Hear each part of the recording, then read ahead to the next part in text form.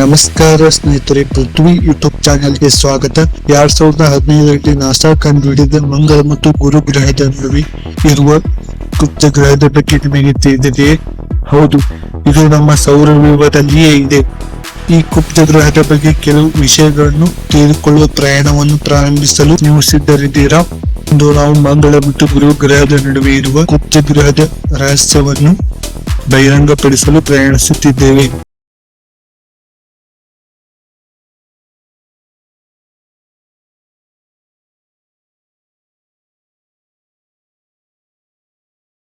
ನಾವು ಮಾತನಾಡುತ್ತಿರುವ ಕುಬ್ಜ ಗ್ರಹವನ್ನು ಸೆರೆಸ್ ಎಂದು ಕರೆಯಲಾಗುತ್ತದೆ.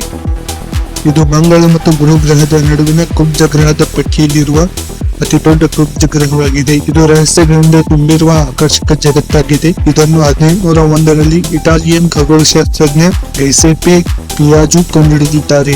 ಇದು ವಿಜ್ಞಾನಿಗಳನ್ನು ಮತ್ತು ಬಾಹ್ಯಾಕಾಶ ಉತ್ಸಾಹಿಗಳನ್ನು ಆಕರ್ಷಿಸಿದೆ. 2017ರಲ್ಲಿ ನಾಸಾ ಡಾನ್ ಬಾಹ್ಯಾಕಾಶ ನೌಕೆಯು ಸೆರೆಸ್ಗೆ ಆಗಮಿಸಿತು ಮತ್ತು ಕುಬ್ಜ ಗ್ರಹವನ್ನು ಸುತ್ತಲು ಪ್ರಾರಂಭಿಸಿತು. ಅದು ಕಂಡುಹಿಡಿದದ್ದು ಆಕರ್ಷಕವಾಗಿದೆ. ಮೇಲ್ಮೈ ಕುಳಿಗಳು, ಪರ್ವತಗಳು ಮತ್ತು ನೀರಿನ ಮಂಜುಗಡ್ಡೆಯ ಪುರಾವೆಗಳನ್ನು ಕಂಡುಹಿಡಿದಿದೆ. ಸುಮಾರು 590 ಮೈಲುಗಳಷ್ಟು ವ್ಯಾಸವನ್ನು ಹೊಂದಿರುವ ಈ ಸೆರೆಸ್ ಅನ್ನು ಅದರ ಗಾತ್ರ ಮತ್ತು ಸಂಯೋಜನೆಯಿಂದಾಗಿ ಕುಬ್ಜ ಗ್ರಹ ಎಂದು ವರ್ಗೀಕರಿಸಲಾಗಿದೆ. ಇದು ಅದರ ಮೇಲ್ಮೈ ಅಡಿಯಲ್ಲಿ ದೊಡ್ಡ ಪ್ರಮಾಣದ ನೀರಿನ ಮಂಜುಗಡ್ಡೆಯನ್ನು ಹೊಂದಿದೆ ಎಂದು ನಂಬಲಾಗಿದೆ. ಇದು ಈ ದೂರದ ಪ್ರಪಂಚದಲ್ಲಿ ಸೂಕ್ಷ್ಮ ಜೀವಿಯ ಜೀವನದ ಸಾಧ್ಯತೆಯ ಬಗ್ಗೆ ನಮ್ಮ ಊಹೆಗೆ ಕಾರಣವಾಗುತ್ತದೆ. ನಾಸಾದ ಡಾನ್ ಬಾಹ್ಯಾಕಾಶ ನೌಕೆಯು ತನ್ನ ಕಾರ್ಯಾಚರಣೆಯ ಸಮಯದಲ್ಲಿ ಸೆರೆಸ್ಗೆ ಅಮೂಲ್ಯವಾದ ಒಳನೋಟಗಳನ್ನು ನೀಡಿತು.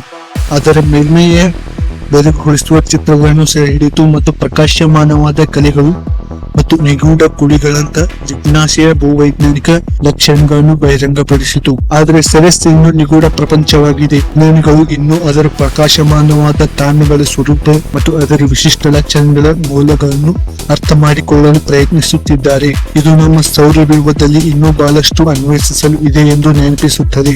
ಆದಾಗ್ಯೂ ನಾವು ಸೆರೆಸ್ನ ರಹಸ್ಯಗಳನ್ನು ಬಿಚ್ಚಿಡುವುದನ್ನು ಮುಂದುವರಿಸಿದಾಗ ನಮ್ಮ ಸೌರವ್ಯೂಹದ ರಚನೆ ವಿಕಾಸದ ಬಗ್ಗೆ ನಾವು ಆಳವಾದ ತಿಳುವಳಿಕೆಯನ್ನು ಪಡೆಯುತ್ತೇವೆ.